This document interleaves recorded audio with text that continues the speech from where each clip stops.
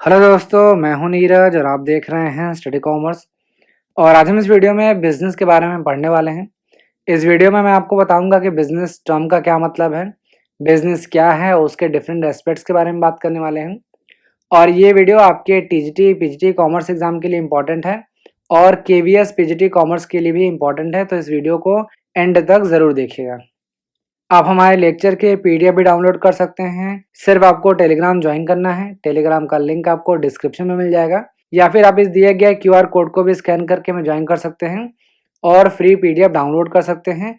या फिर आपकी स्क्रीन पे एक यूआरएल फ्लैश कर रहा है, आप चाहें तो अपने ब्राउज़र में मैनुअली इसको टाइप करके भी में ज्वाइन कर सकते हैं और पीडीएफ डाउनलोड कर सकते हैं। आगे बढ़ने से पहले आप सभी के लिए एक क्वेश्चन में पूछ रहा है आपसे, which of the following does not characterise business activity. आपके सामने चार ऑप्शन दिया गया है और आपसे पूछ रहा है कि इनमें से कौन सा बिजनेस एक्टिविटी की विशेषता नहीं है। आपके ऑप्शन हैं सेल और exchange of goods and services, salary और wages, production of goods and services, या फिर presence of risk. Comment box में इस क्वेश्चन को अटेम्प्ट करिए। वीडियो के एंड में मैं आपको इस क्वेश्चन का आंसर प्रोवाइड कराऊंगा विद प्रॉपर एक्सप्लेनेशन। अब आगे बढ़ते हैं और जानते हैं कि बिजनेस टर्म क्या है। तो जैसा कि आप सभी को पता है कि ह्यूमन एक्टिविटी को हम दो कैटेगरीज में डिवाइड करते हैं।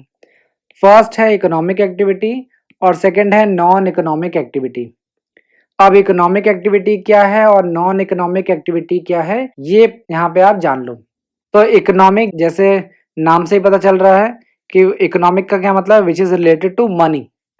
तो इकोनॉमिक एक्टिविटी वो एक्टिविटी है जो कि हम पैसे कमाने के लिए करते हैं या फिर जीविका को अर्जन के लिए, इसको हम बोलते हैं livelihood.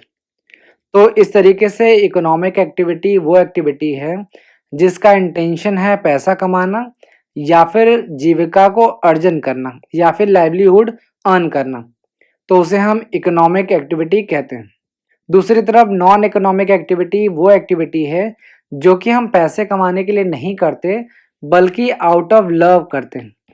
Out of love, affection, sympathy या फिर कोई दूसरे सेंटिमेंटल रीजन हो सकते हैं। फॉर एग्जाम्पल, आपकी मदर आपके लिए खाना बनाती हैं, तो वो आउट ऑफ लव आपके लिए खाना बना रही हैं। तो खाना बनाना क्या होगा, ये एक नॉन इकोनॉमिक एक्टिविटी होगा क्योंकि ये आउट ऑफ लव किया जा रहा है। अगर इसी एग्जाम्पल को मैं एक्सटेंड कर दूं, फॉर एग्जाम्पल आपकी मदर खाना बना रही हैं सेल करने के लिए, तो उनका इंटेंशन क्या है, पैसे कमाना है, तो सेम काम जो है वो हो जाएगा इकोनॉमिक एक्टिविटी।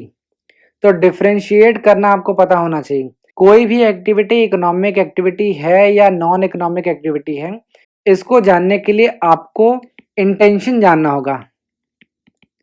उस एक्टिविटी का इंटेंशन जानना होगा कि इंटेंशन क्या है। जब इंटेंशन पैसे कमाने का होगा तो वो इकोनॉमिक एक्टिविटी होगा, और जब इंटेंशन पैसे कमाने का नहीं होगा तब उस एक्टिविटी को हम नॉन इकोनॉमिक एक्टिविटी कहेंगे। अब इकोनॉमिक एक्टिविटी को हम तीन कैटेगरीज में डिवाइड करते हैं। फर्स्ट है बिजनेस, सेकंड है प्रोफेशन, थर्ड है एम्प्लॉयमेंट। और यहीं से ये टर्म आया है बिजनेस। आपने सुना होगा बिजनेस एक इकोनॉमिक एक्टिविटी है और ये चीजें यहीं से आई। अब इसको डिटेल में समझ लेते हैं। तो बिजनेस जो शब्द है वो आया है बिजी वर्ड से, जिसका मतलब है the state of being busy, यानी व्यस्त रहने की परिस्थिति। जैसे आपने सुना होगा कि बिजनेसमैन हमेशा बिजी रहते हैं, डेली अपना शॉप को खोलते हैं और काम करने में बहुत बिजी रहते हैं। तो एक डेफिनेशन सबसे पहले देख लेते हैं बिजनेस का। Business may be defined as an economic activity involving production and sales of goods and services undertaken with a motive of earning profit by satisfying human need in society। अब जो मैंने highlight करा है सिर्फ आपको उस पर फोकस करना है और आप बिजनेस के बारे में अच्छी तरीके से समझ जाएंगे। बिजनेस एक इकोनॉमिक एक्टिविटी है। मैंने आपको अभी बताया इकोनॉमिक एक्टिविटी का क्या मतलब है, कि आपका इंटेंशन पैसा कमाना है। दूसरा, यहाँ पे गुड्स एंड सर्विसेज का प्रोडक्शन हो रहा है, यानी आप रॉ मटेरियल से फिनिश गुड्स प्रोड्यूस कर रहे हो। फॉर एग्जांपल, लकड़ी से आप चेयर बना रहे हो, तो ये प्रोडक्शन हो गया, और आप इसको सेल कर रहे हो। तो बिजनेस क्या है, ये एक इकोनॉमिक एक्टिविटी कहा जाता है और इसमें हम गुड्स एंड सर्विसेज को बनाते हैं, यानी उसका प्रोडक्शन होता है और उसे फर्दर सेल कर देते हैं। और हम सेल क्यों कर रहे हैं? क्योंकि हमारा जो मोटिव है, जो हमारा इंटेंशन है या जो हमारा एम है, वो क्या है? प्रॉफिट अर्न करने का है। और इससे हम जो भी ह्यूमन नीड्स हैं उनको भी सेटिस्फाई कर रहे हैं। जैसे जिनको चेयर की ज़रूरत है उनको हम चेयर बना के दे रहे हैं, तो इसे हम बिजनेस कहते हैं। अब आइए बिजनेस की कुछ कैरेक्टरिस्टिक्स के बारे में बात करते हैं, बिजनेस की विशेषताओं के बारे में बात करते हैं। फर्स्ट है, business is an economic activity. मैंने अभी आपको बताया कि अगर आपका इंटेंशन पैसा कमाना है तो वो इकोनॉमिक एक्टिविटी होगा। और बिजनेस में हम जो भी काम करते हैं वो उसका इंटेंशन यही होता है कि हमें पैसे मिलें, हमारा इंटेंशन होता है कि हम पैसा कमाएं। तो यहाँ पे ध्यान रखिएगा कि ये जो एक्टिविटी है, लिखा है ना कि business is an economic activity, तो ये जो एक्टिविटी है वो दो स्केल पे किया जा सकता है। एक तो होता है स्मॉल स्केल पे और दूसरा है लार्ज स्केल पे। स्मॉल स्केल का क्या मतलब है कि जो परचेज और सेल होगा उसका स्केल स्मॉल होगा। जैसे रिटेलर्स, जो भी आपके घर के आसपास जो किराना स्टोर्स होंगे वहाँ पे वो लोग परचेज और सेल जो करते होंगे उनका जो स्केल है वो स्मॉल होगा, यानी बहुत बड़े पैमाने पे वो सेल नहीं कर रहे होंगे और परचेज नहीं कर रहे होंगे। दूसरी तरफ लार्ज स्केल का क्या मतलब है कि यहाँ पे परचेज और सेल्स जो होगा वो बड़े पैमाने पे होगा। फॉर एग्जांपल कोई बड़ी कंपनी है तो वो परचेज और सेल बड़े पैमाने पे करेगा, जैसे हिंदुस्तान यूनिलीवर, वॉलमार्ट हो गया, अमेजॉन हो गया। ये कुछ बड़ी कंपनियां हैं जो परचेज और सेल जो है वो बड़े पैमाने पे करती हैं। तो उम्मीद है आपको इकोनॉमिक एक्टिविटी जो बिजनेस की एक कैरेक्टरिस्टिक्स है इसके बारे में समझ में आ गया होगा। अब बात करते हैं नेक्स्ट कैरेक्टरिस्टिक्स की, जो कि है प्रोडक्शन और procurement of goods and services. अब बिजनेस में हम गुड्स एंड सर्विसेज को या तो उसका प्रोडक्शन करते हैं या तो उसको प्रोक्योर करते हैं। प्रोडक्शन का मैंने अभी आपको बताया कि रॉ मटेरियल से फिनिश गुड्स बनाना। जैसे लकड़ी से आप चेयर बना रहे हो तो इसका आप प्रोडक्शन कर रहे हो, तो ये भी बिजनेस की एक विशेषता है। दूसरा प्रोक्योर करना, यानी कि आप खुद नहीं बना रहे हो, आप दूसरे जो बिजनेस एंटरप्राइज हैं उनसे आप खरीद के आगे अपना प्रॉफिट मार्जिन ऐड करके बेच दे रहे हो। और यहाँ पे ध्यान रखना कि ये जो गुड्स टर्म है इसके अंतर्गत हम कंज्यूमेबल आइटम्स को इंक्लूड करते हैं। कंज्यूमेबल आइटम्स को जो जो भी हमारे कंज्यूमर हैं जो उसको कंज्यूम करते हैं, जैसे शुगर, घी, पेन, नोटबुक, लैपटॉप या कोई भी चीज़ जो भी आपके घर में होगा वो सारे कंज्यूमेबल आइटम्स हैं। और सर्विसेज का क्या मतलब है कि फैसिलिटीज़ के बारे में यहाँ पे बात हो रही है जो कंज्यूमर को ऑफर की जाती हैं। For example banking facilities, transportation, electricity etcetera, ये सारे सर्विसेज के अंतर्गत इंक्लूड की जाती हैं। तो ध्यान रखना कि बिजनेस की ये विशेषता है कि वो गुड्स एंड सर्विसेज को या तो उसका प्रोडक्शन करता है या तो प्रोक्योर करता है। नेक्स्ट बात करते हैं सेल्स और exchange of goods and services. अब बिजनेस की ये विशेषता है कि जो भी हम गुड्स एंड सर्विसेज बना रहे हैं उसे हम सेल करते हैं या फिर एक्सचेंज करते हैं। यहाँ पे एक चीज ध्यान रखना कि ये जो सेल और exchange of goods and services है ये बिजनेस की एक इसेंशियल कैरेक्टरिस्टिक्स है।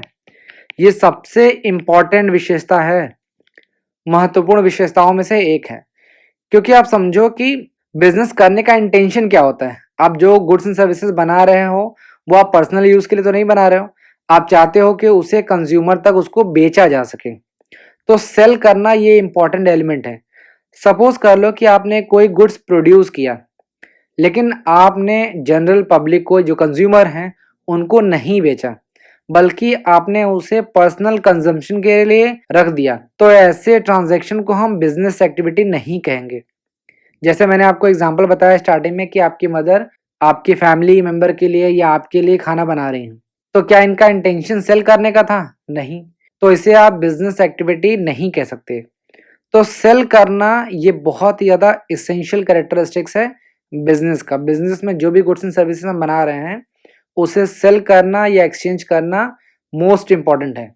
अगर आप वो नहीं कर रहे हो तो उसे हम बिजनेस एक्टिविटी नहीं कंसिडर करेंगे। नेक्स्ट कैरेक्टरिस्टिक्स की बात करते हैं, dealings in goods and services on regular basis.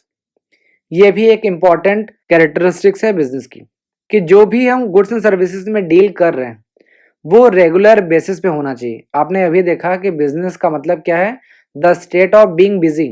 Busy आप कब रहोगे, जब आप रेगुलर बेसिस पे कोई गुड्स एंड सर्विसेज में डील करोगे। सपोज कर लो कि आपने कोई एक ट्रांजैक्शन कर लिया, चाहे वो सेल हो चाहे परचेज, तो उसे हम कभी भी बिजनेस नहीं कहेंगे। फॉर एग्जाम्पल, आपने अपनी बाइक जो है वो 1 लाख रुपए में बेच दी, 25,000 आपको प्रॉफिट भी हो गया, तो क्या आप इसे बिजनेस कहोगे? नहीं कहोगे।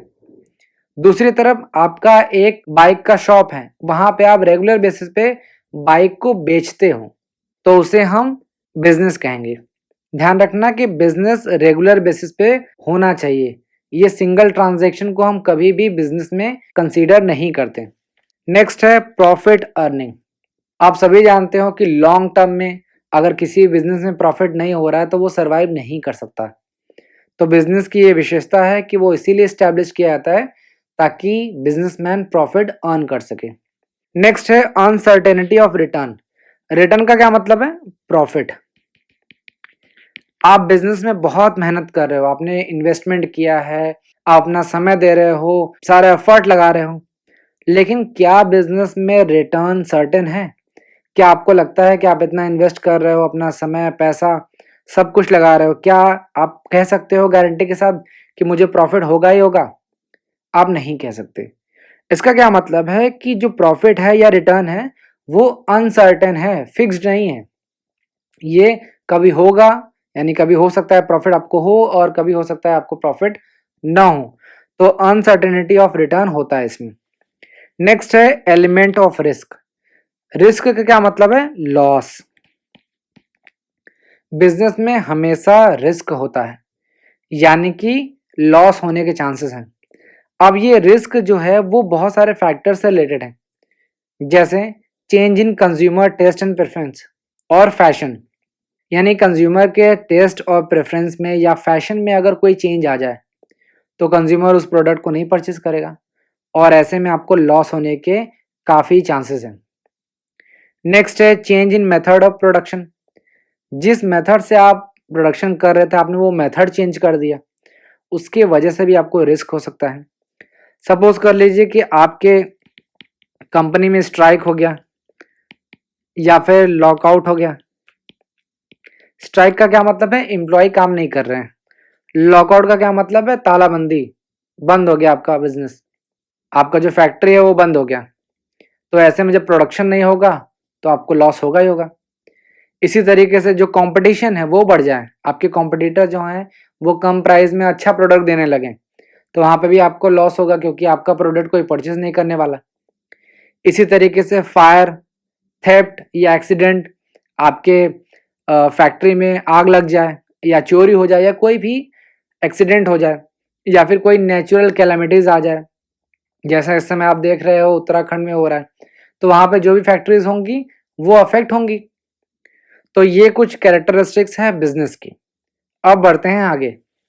तो मैंने आपको बताया था कि ह्यूमन एक्टिविटी को 2 कैटेगरीज में डिवाइड करते हैं, इकोनॉमिक और नॉन इकोनॉमिक एक्टिविटी, और इकोनॉमिक एक्टिविटी में ही बिजनेस टर्म को इंक्लूड किया जाता है। तो अब एक आपके सामने एक ओवरव्यू है। अगर आप एक कॉमर्स के स्टूडेंट हो तो आपको इन सारे टर्म्स के बारे में अच्छी तरीके से समझ में आना चाहिए। तो अभी हम बिजनेस टर्म के बारे में पढ़ रहे हैं, तो हम सिर्फ बिजनेस टर्म के बारे में ही पढ़ेंगे, लेकिन यहाँ पे मैं आपको एक ओवरव्यू दे दे रहा हूँ। तो बिजनेस एक ब्रॉड टर्म है जिसमें इंडस्ट्री और कॉमर्स दोनों इंक्लूड किया जाता है। Business include industry and commerce. अब अगर इंडस्ट्री और कॉमर्स को 2 पार्ट्स में डिवाइड कर दें, तो इंडस्ट्री के बारे में पहले देखते हैं। तो इंडस्ट्री को हम 3 कैटेगरीज में डिवाइड करते हैं, प्राइमरी इंडस्ट्री, सेकेंडरी इंडस्ट्री और टर्शियरी इंडस्ट्री। प्राइमरी में 2 चीज़ें आती हैं, एक्सट्रैक्टिव और जेनेटिक। सेकेंडरी में आती हैं मैन्युफैक्चरिंग और कंस्ट्रक्शन। मैन्युफैक्चरिंग में 4 चीज़ें आती हैं, एनालिटिकल, सिंथेटिकल, प्रोसेसिंग और असेंबलिंग। और उसी तरीके से कॉमर्स इज इक्वल टू, मैंने आपको बताया था, T+A। टी का मतलब क्या है? ट्रेड। और ए का क्या मतलब है? एड्स टू ट्रेड, यानी व्यापार की सहायक क्रियाएं। व्यापार में 2 चीजें आती हैं, इंटरनल और एक्सटर्नल। इंटरनल का क्या मतलब है? विद इन कंट्री, और एक्सटर्नल का क्या मतलब है? आउटसाइड द कंट्री, और इसके बीच में जो भी चीज़ें हैं वो आप जानते ही हो। एड्स ऑफ ट्रेड के बारे में भी आप जानते हो। तो यहाँ पे हमारा जो इस वीडियो का फोकस है वो है बिजनेस टर्म के बारे में। तो हम बिजनेस पे ही स्टिक करेंगे और नेक्स्ट वीडियो में मैं इंडस्ट्री के बारे में बताऊंगा और उसके नेक्स्ट वीडियो में मैं आपको कॉमर्स टर्म के बारे में डिटेल में एक्सप्लेन करूंगा। तो सिर्फ बिजनेस के बारे में ही कंटिन्यू करते हैं इस वीडियो में। अब जानते हैं ऑब्जेक्टिव्स ऑफ बिजनेस, यानी एक बिजनेस का क्या ऑब्जेक्टिव है, क्या उद्देश्य है। फर्स्ट है मार्केट स्टैंडिंग। मार्केट स्टैंडिंग का क्या मतलब है कि बहुत सारे फर्म्स हैं, for example A B C D, बहुत सारे आप जानते हो बिजनेस इंटरप्राइज मार्केट में है। अब यहाँ पे मार्केट स्टैंडिंग का क्या मतलब है कि आपकी स्टैंडिंग क्या है, आपकी पोजीशन क्या है। सपोज कर लें मैं आपके सामने 4 मोबाइल कंपनी का एग्जांपल देता हूँ, एप्पल, सैमसंग, नोकिया। तो आप एप्पल को कौन से रैंक पे रखते हो? आप बोलोगे कि एप्पल जो है वो रैंक 1 है। तो यही पोजीशन होता है एक इंटरप्राइज की। तो मार्केट स्टैंडिंग का क्या मतलब है कि हर बिजनेस इंटरप्राइज जो है उसका ये ऑब्जेक्टिव या उसका ये एम होता है कि वो अपने कॉम्पिटिटर से बेहतर पोजीशन पे हो, बेहतर स्टैंड करे। तो मार्केट स्टैंडिंग का ये मतलब है। नेक्स्ट है इनोवेशन। इनोवेशन का क्या मतलब है कि आप कुछ नया आइडिया लेके आ रहे हो, कुछ नए मेथड्स बना रहे हो। और आप सभी को पता है कि कोई भी बिजनेस इंटरप्राइज जो है वो बिना इनोवेशन के फ्लरिश नहीं कर सकता इस कॉम्पिटिटिव वर्ल्ड में। अब ये जो इनोवेशन है वो 2 तरीके का हो सकता है। फर्स्ट है इनोवेशन इन प्रोडक्ट और सर्विसेज, यानी कि आप जो इनोवेशन कर रहे हो, जो न्यू आइडियाज या जो न्यू मेथड्स है वो अपने प्रोडक्ट और सर्विसेज में ला रहे हो। फॉर एग्जांपल टेस्ला कार, आप सभी को पता है टेस्ला कार के बारे में। तो ये जो कंपनी है टेस्ला, इसने अपने प्रोडक्ट में इनोवेशन लाया है। टेस्ला कार जो है वो ड्राइवर लेस कार है। पहली बात तो ये इलेक्ट्रिक है और दूसरी बात कि ये ड्राइवर लेस है, इसमें ड्राइवर की ज़रूरत नहीं है। फिलहाल इंडिया में तो ड्राइवर की ज़रूरत पड़ेगी, आप जानते हैं कि लोग कैसे ड्राइव करते हैं इंडिया में। यूएस में ये जो कॉन्सेप्ट है वो काफ़ी फ्लरिश हो रहा है। तो मैंने अभी आपको बताया कि इनोवेशन 2 तरीके का हो सकता है। फर्स्ट है इनोवेशन इन प्रोडक्ट और सर्विसेज, टेस्ला एक एग्जांपल है। और दूसरा है innovation in various skills and activity needed to supply product and services. यहाँ पे ध्यान रखना कि जो इनोवेशन है वो सप्लाई में भी हो सकता है। फॉर एग्जांपल आप पहले ऑफलाइन शॉपिंग करते थे, आज के टाइम पे आप ऑनलाइन शॉपिंग कर रहे हो। तो आप देख रहे हो सप्लाई चेन पूरी तरीके से चेंज हो चुकी है, आप ऑफलाइन से सीधे ऑनलाइन में शिफ्ट हो गए। तो बिजनेस का ये ऑब्जेक्टिव होना चाहिए कि उसे इनोवेशन करते रहना चाहिए, नई नई चीज़ों को इंट्रोड्यूस करते रहना चाहिए ताकि वो मार्केट में बना रहे। नेक्स्ट बात करते हैं प्रोडक्टिविटी। प्रोडक्टिविटी का क्या मतलब है? जो भी आपका आउटपुट है वो आपके इनपुट से ज़्यादा है। तो बिजनेस का ऑब्जेक्टिव होता है कि वो आउटपुट ज़्यादा निकाल सके। जो भी उसके पास रिसोर्सेज हैं, अवेलेबल रिसोर्सेज हैं, उनका वो बेस्ट तरीके से यूज़ कर सके ताकि आउटपुट ज़्यादा हो, और यही हर एक बिजनेस इंटरप्राइज का ऑब्जेक्टिव होता है। नेक्स्ट है physical and financial resources. Business enterprise का हमेशा से ये ऑब्जेक्टिव होना चाहिए कि उसके पास जो भी फिजिकल और फाइनेंशियल रिसोर्सेज की ज़रूरत है उसको वो एक्वायर कर सके। जितना भी रिक्वायरमेंट है, चाहे वो उसकी फिजिकल रिसोर्सेज हो, चाहे उसके फाइनेंशियल रिसोर्स हो, जितना रिसोर्सेज हो, जितना भी रिसोर्सेज की उसको ज़रूरत है वो उसको एक्वायर कर सके। फिजिकल रिसोर्सेज का क्या मतलब है? जो भी ऑफिसेज हैं, एक बिजनेस को चलाने के लिए ऑफिस की ज़रूरत है, प्लांट्स हैं, बिल्डिंग्स हैं, दूसरे इक्विपमेंट्स हैं, ये सारी चीज़ें ज़रूरत पड़ेंगी बिजनेस को चलाने के लिए, तो इसको वो एक्वायर कर सके। फाइनेंशियल रिसोर्सेज का क्या मतलब है? कि फंड्स। अब आप सभी जानते हो कि बिजनेस को चलाने के लिए पैसे की ज़रूरत तो पड़ेगी ही, बिना पैसे के आप बिजनेस को रन नहीं कर सकते। आपने इस समय शार्क टैंक देखा होगा, तो उसमें उन्होंने दिखाया है कि फंड रेस कर रहे हैं। तो क्यों रेस कर रहे हैं? क्योंकि वहाँ पे उनको फाइनेंशियल रिसोर्सेज की ज़रूरत है। तो ये भी एक ऑब्जेक्टिव है बिजनेस का। नेक्स्ट है अर्निंग प्रॉफिट्स। मैं आपको स्टार्टिंग में ही बताया कि हर एक बिजनेस का जो ऑब्जेक्टिव होता है वो ये होता है कि वो प्रॉफिट अर्न कर सके, और ज़्यादा नहीं तो एक रीजनेबल प्रॉफिट तो वो अर्न करते रहे, ताकि उसके बिजनेस का जो सर्वाइवल और ग्रोथ है वो मेंटेन रहे। अगर एक बिजनेस फर्म जो है या बिजनेस एंटरप्राइज जो है वो अगर प्रॉफिट अर्न नहीं कर पा रही है तो उसका सर्वाइवल भी मुश्किल है, वो मार्केट में टिक भी नहीं पाएगा, वो बंद हो जाएगा। तो प्रॉफिट अर्न करना ये एक इम्पॉर्टेंट ऑब्जेक्टिव है बिजनेस एंटरप्राइज का। नेक्स्ट है मैनेजर परफॉर्मेंस एंड डेवलपमेंट। ये देखिए बहुत ही ज़्यादा इम्पॉर्टेंट ऑब्जेक्टिव है बिजनेस का। आप सभी जानते हैं कि बिजनेस एंटरप्राइज जो है उसमें बहुत सारे बिजनेस एक्टिविटी होते हैं, और उन एक्टिविटी को कंडक्ट कराने के लिए और कोऑर्डिनेट करने के लिए मैनेजर्स की ज़रूरत पड़ती है। और मैनेजर्स तभी इन सारे चीज़ों को कोऑर्डिनेट और कंडक्ट कर सकते हैं जब वो मोटिवेट हों। तो हर बिजनेस एंटरप्राइज को चाहिए कि अपने मैनेजर्स को मोटिवेट करने के लिए वेरियस प्रोग्राम्स बनाए जाएं और उसको इम्प्लीमेंट करें, ताकि जो भी मैनेजर्स हैं वो मोटिवेट होते रहें। क्योंकि आप जानते हैं कि मैनेजर परफॉर्मेंस और डेवलपमेंट जो है वो एक इम्पॉर्टेंट ऑब्जेक्टिव है। मैनेजर्स अगर मोटिवेटेड नहीं होंगे तो वो बिजनेस एक्टिविटी को अच्छी तरीके से कंडक्ट और कोऑर्डिनेट नहीं कर सकते। तो इसीलिए ये एक इम्पॉर्टेंट ऑब्जेक्टिव है बिजनेस का। अब आइए नेक्स्ट बात करते हैं वर्कर परफॉर्मेंस एंड एटीट्यूड। ये भी एक इम्पॉर्टेंट ऑब्जेक्टिव है बिजनेस का।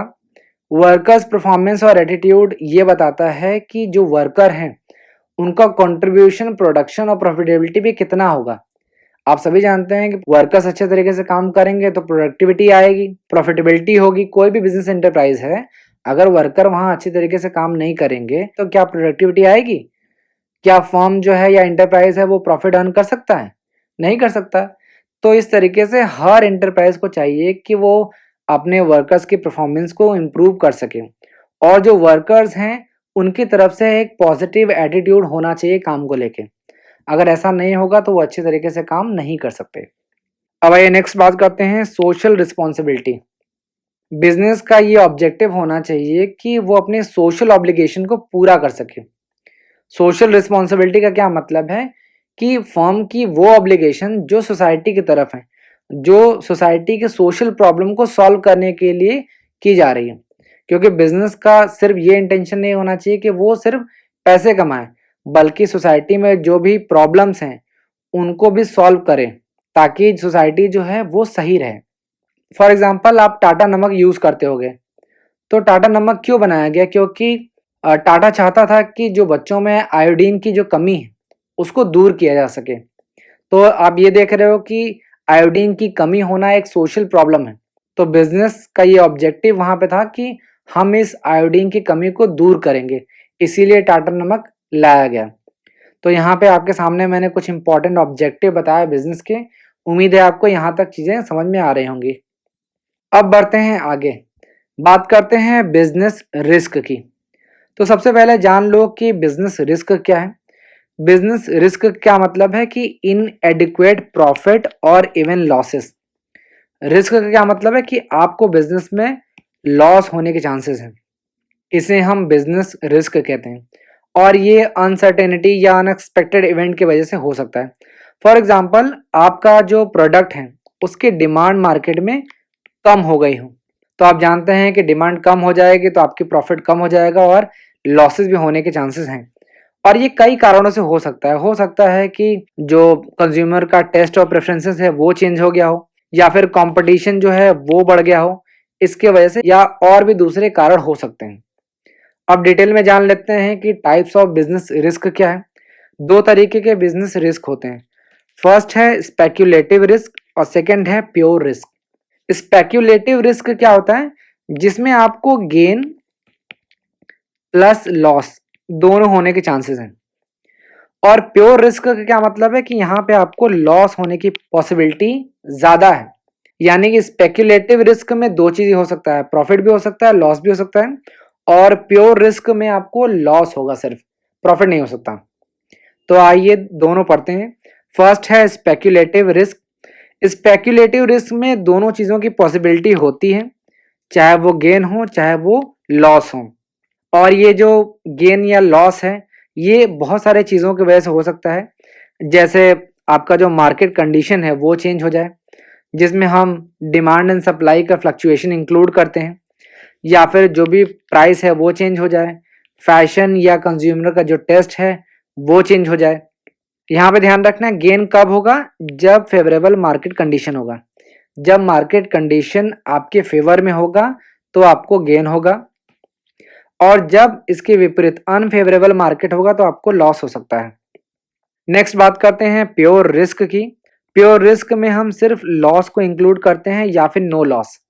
या तो आपको लॉस होगा या तो लॉस नहीं होगा। ध्यान रखना यहाँ पे कोई भी आपको गेन नहीं हो सकता है, इस चीज को ध्यान रखना।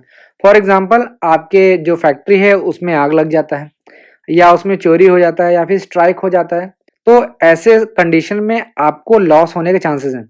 फॉर एग्जाम्पल आग लग जाता है, सपोज कर लेते हैं कि आपके फैक्ट्री में आग लग जाती है, तो हो सकता है कि आपका जो रॉ मटेरियल है वो जल जाए। तो जल जाएगा तो जितना भी जला होगा उतने वैल्यू का आपको लॉस होने के चांसेस हैं। स्ट्राइक हो गया तो आपका प्रोडक्शन नहीं होगा तो भी आपके लॉसेस होने के चांसेस हैं। या हो सकता है कि आपका जो फैक्ट्री में आग लगा आपने इंश्योरेंस करा रखा था, तो उससे आपको नो लॉस हुआ लेकिन प्रॉफिट तो नहीं होगा। तो ध्यान रखना स्पेक्युलेटिव रिस्क में आपको गेन और लॉस दोनों हो सकता है, लेकिन प्योर रिस्क में आपको सिर्फ और सिर्फ लॉस होगा। तो ये था टाइप्स ऑफ रिस्क। अब बढ़ते हैं आगे। नेक्स्ट टॉपिक है नेचर ऑफ बिजनेस रिस्क। अब ये जो बिजनेस रिस्क है उसका नेचर कैसा है, वो किस तरीके का रिस्क है। फर्स्ट है business risk arise due to uncertainty. अब ये जो बिजनेस रिस्क है कुछ अनसर्टेनिटी की वजह से भी अराइज हो सकता है। नेक्स्ट है risk is an essential part of every business. Risk जो है वो एक इसेंशियल, एक इम्पॉर्टेंट पार्ट है हर बिजनेस का, क्योंकि कोई भी बिजनेस ये नहीं कह सकता कि हमारे बिजनेस में रिस्क नहीं है। रिस्क तो इनहेरेंट है, रिस्क तो होगा ही होगा चाहे वो किसी भी तरीके का बिजनेस हो। इसीलिए बोला गया है कि risk is an essential part of every business. Next है degree of risk depends mainly upon the nature and size of business. अब ये जो रिस्क की डिग्री है कि रिस्क कितना होगा, ज्यादा होगा या कम होगा, ये कुछ चीजों पर निर्भर करती है। जैसे बिजनेस का साइज कैसा है, अगर आपके बिजनेस का साइज बड़ा है तो रिस्क भी ज्यादा होगा, अगर बिजनेस का साइज छोटा है तो रिस्क साइज भी छोटा होगा। नेक्स्ट है profit is the reward for risk taking. Profit क्या है, रिस्क लेने का ही रिवॉर्ड है। अगर आप बिजनेस में रिस्क लोगे तो आप प्रॉफिट अर्न कर सकते हो। तो ये बहुत ही ज्यादा इंपॉर्टेंट लाइन है, ध्यान रखना। अब बढ़ते हैं आगे। नेक्स्ट टॉपिक है कॉजेज ऑफ बिजनेस रिस्क, यानी कि बिजनेस रिस्क के कौन कौन से कारण हो सकते हैं। फर्स्ट है नेचुरल कॉजेज, सेकंड है ह्यूमन कॉजेज, थर्ड है इकोनॉमिक कॉजेज, और लास्ट है अदर कॉजेज। एक एक करके सारे कॉजेज के बारे में पढ़ लेते हैं। फर्स्ट है नेचुरल कॉजेज। नेचुरल कॉजेज का क्या मतलब है कि जो नेचर से रिलेटेड हो। फॉर एग्जाम्पल जो नेचुरल कैलामिटीज हैं, जो प्राकृतिक आपदाएं हैं, उनके वजह से अगर रिस्क होता है तो उसे हम नेचुरल कॉजेज कहते हैं। For example floods, earthquake, lightning जिसे हम बोलते हैं बिजली कड़कना, हैवी रेन्स बहुत ज़्यादा बारिश होना, या फेमाइन यानी कि सूखा पड़ जाना, ये नेचुरल कॉजेज के कुछ एग्जाम्पल हैं। ध्यान रखना यहीं से क्वेश्चंस आपको एग्जाम में पूछे जाते हैं। नेक्स्ट है ह्यूमन कॉजेज। ह्यूमन कॉजेज में हम कुछ अनएक्सपेक्टेड इवेंट को इंक्लूड करते हैं, जैसे डिसऑनेस्टी, जो एम्प्लॉय हैं वो बेईमान हैं, या फिर केयरलेसनेस और नेग्लिजेंस ऑफ एम्प्लॉयज, जो भी एम्प्लॉयज हैं वो आपके केयरलेस हैं, लापरवाह टाइप के हैं, या फिर stoppage of work due to power failure. Power failure होने की वजह से अगर काम रुक गया तो ये भी ह्यूमन कॉजेज का एग्जाम्पल है। स्ट्राइक्स, राइट्स, या फिर मैनेजमेंट इनएफिशिएंसी, ये भी एग्जाम्पल हैं ह्यूमन कॉजेज के। नेक्स्ट बात करते हैं इकोनॉमिक कॉजेज। इकोनॉमिक कॉजेज के अंतर्गत कुछ चीज़ों को इंक्लूड किया गया है, जैसे डिमांड्स फॉर गुड्स, अगर डिमांड जो है आपके गुड्स की कम हो जाए। नेक्स्ट है कंपटीशन, कंपटीशन अगर बढ़ जाए, प्राइस अगर बढ़ जाए।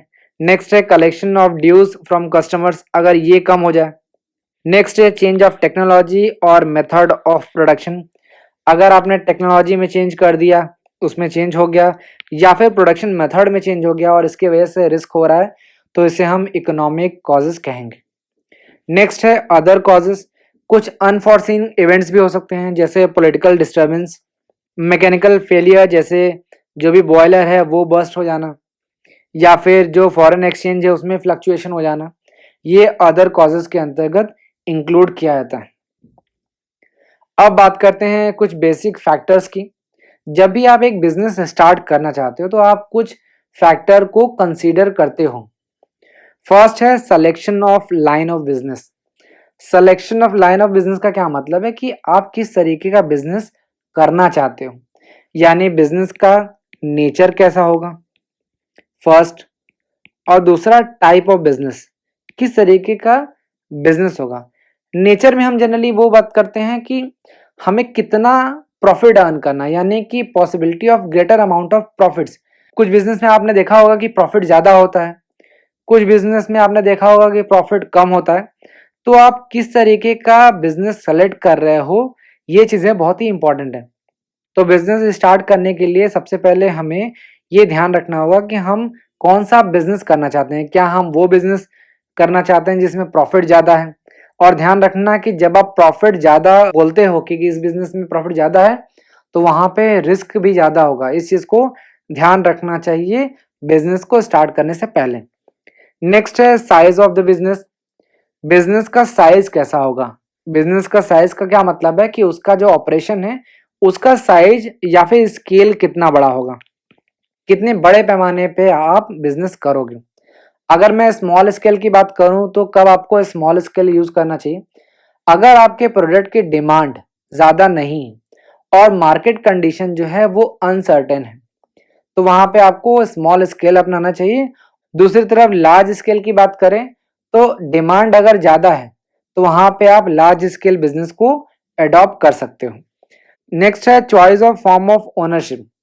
आप ओनरशिप के बेसिस पे भी बिजनेस फॉर्म को चुन सकते हो। जैसे आपने पढ़ा होगा सोल प्रोप्राइटरशिप, पार्टनरशिप, कंपनी। तो आप ओनरशिप किस तरीके का रखना चाहते हो। क्या आप चाहते हो कि ओनरशिप सारा आपके पास रहे, तो आपको सोल प्रोप्राइटरशिप खोलना चाहिए। अगर आप चाहते हो कि ओनरशिप बढ़ जाना चाहिए 2-3 लोगों में, तो आप पार्टनरशिप कर सकते हो। और यदि आप चाहते हो कि ओनरशिप सभी लोगों में रहे, ज़्यादा से ज़्यादा लोग रहें, तो आप जॉइंट स्टॉक कंपनी खोल सकते हो। तो बिजनेस स्टार्ट करने से पहले आप ये ध्यान रखोगे कि आप ओनरशिप किस तरीके का चुनना चाहते हो। नेक्स्ट है location of business enterprise. Location of business enterprise का क्या मतलब है कि वो जगह जहाँ पे आपके बिजनेस लोकेट करेगी, जहाँ से बिजनेस आपका ऑपरेट करेगा। तो ये जगह भी चुनना बहुत ही ज़्यादा इंपॉर्टेंट है और आपको बहुत सारे फैक्टर्स को कंसीडर करके ही एक परफेक्ट लोकेशन सेलेक्ट करना चाहिए। नेक्स्ट है financing the preposition. Financing the preposition का क्या मतलब है कि आपको कैपिटल रिक्वायरमेंट होगी, कैपिटल की रिक्वायरमेंट आपको होगी बिजनेस स्टार्ट करने के लिए। आप सभी को पता है कि आप फ्यूचर में कोई भी बिजनेस करने जाओगे तो आपको पैसे की जरूरत होगी। अब पैसे की जरूरत आपको दो चीज़ों के लिए होगी। पहला एसेट को बाई करने के लिए, जैसे अगर आपके पास लैंड नहीं है तो आप लैंड परचेज करोगे, उस पर आप बिल्डिंग बनाओगे, जो भी मशीनरी रिक्वायरमेंट है या फिर जो भी इक्विपमेंट है वो आप परचेस करोगे। आपको रॉ मटेरियल परचेस करना है तो आप रॉ मटेरियल भी परचेस करोगे, एक्सेट्रा और भी कुछ हो सकता है, ध्यान रखिएगा। तो आपको एसेट परचेस करने के लिए भी पैसे की ज़रूरत है और जो डे टू डे एक्सपेंसेस हैं उसको भी मीट करने के लिए आपको पैसे की ज़रूरत है, तो आप इसका भी अरेंजमेंट कर लोगे। नेक्स्ट है फिजिकल फैसिलिटीज़। फिजिकल फैसिलिटीज़ का क्या मतलब है कि जो भी आपकी फिजिकल फैसिलिटीज़ हैं, जैसे मशीनरी, बिल्डिंग या सपोर्टिव सर्विसेज हैं, इनकी अवेलेबिलिटी आपके पास है नहीं। किसी भी बिजनेस को स्टार्ट करने से पहले आपको ये देखना होगा कि जो भी फिजिकल फैसिलिटीज़ है, क्या आपके पास मशीन, बिल्डिंग या जो सपोर्टिव सर्विसेज हैं उनकी अवेलेबिलिटी है या नहीं, इसको भी आपको देखना होगा। नेक्स्ट है प्लांट लेआउट। प्लांट लेआउट का क्या मतलब है कि अगर आप किसी प्रोडक्ट को मैन्युफैक्चर करना चाहते हो तो उसके लिए फिजिकल अरेंजमेंट आपके मशीन और इक्विपमेंट का आपके पास है या नहीं है, इसको करना, इसको मैनेज करना प्लांट लेआउट कहा जाता है। तो इसको भी आपको कंसीडर करना होगा किसी बिजनेस को स्टार्ट करने से पहले। नेक्स्ट है कॉम्पिटेंट एंड कमिटेड वर्कफोर्स। आप सभी जानते हैं कि कोई भी बिजनेसमैन अकेले सारा काम नहीं कर सकता, तो उसे अपने काम को कराने के लिए जो भी वेरियस एक्टिविटीज़ हैं उनको कराने के लिए उसे कॉम्पिटेंट और कमिटेड वर्कफोर्स की ज़रूरत होगी, ताकि जो भी रिसोर्सेज हैं उनका इस्तेमाल करके वो एक डिज़ायर्ड आउटपुट बना सके और उसको फ्यूचर में उसको बेच के पैसा कमा सके। तो उसको कॉम्पिटेंट और कमिटेड वर्कफोर्स की ज़रूरत हमेशा पड़ेगी। तो इसका भी उसे ध्यान रखना होगा कि उसके पास कॉम्पिटेंट और कमिटेड जो वर्कफोर्स है उसकी अवेलेबिलिटी उसके पास होनी चाहिए।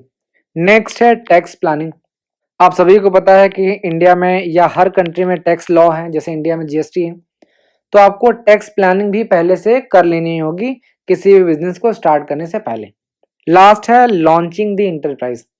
सारे जो ऊपर फैक्टर्स दिए गए हैं उनको कंसीडर करने के बाद एक बिजनेसमैन अपने एक्चुअल एंटरप्राइज को लॉन्च करने के लिए जा सकता है। इसके अलावा भी बहुत सारे फैक्टर्स हैं जो ऑन ग्राउंड उसको कंसीडर करना पड़ता है। तो यहाँ पे आपने बिजनेस टर्म्स के बारे में और उसके डिफरेंट एस्पेक्ट्स के बारे में डिटेल में जान लिया है। अब इससे रिलेटेड आपको कोई भी एग्जाम में क्वेश्चन पूछा जाए, आप आसानी से आंसर कर सकते हो। तो वापस से क्वेश्चन पे आते हैं। क्वेश्चन में आपसे पूछा था which of the following does not characterise business activity. तो सारे ऑप्शन को एक बार इवेलुएट कर लेते हैं। फर्स्ट है सेल और exchange of goods and services. तो मैंने आपको बताया कि बिजनेस की एक कैरेक्टरिस्टिक्स है, ये विशेषता है कि वो गुड्स को सेल करता है और एक्सचेंज करता है, क्योंकि अगर वो पर्सनल कंजम्पशन के लिए उसको यूज करेगा तो उसे हम बिजनेस एक्टिविटी नहीं कहेंगे, उसे प्रोडक्ट या सर्विसेज को सेल करना ही पड़ेगा।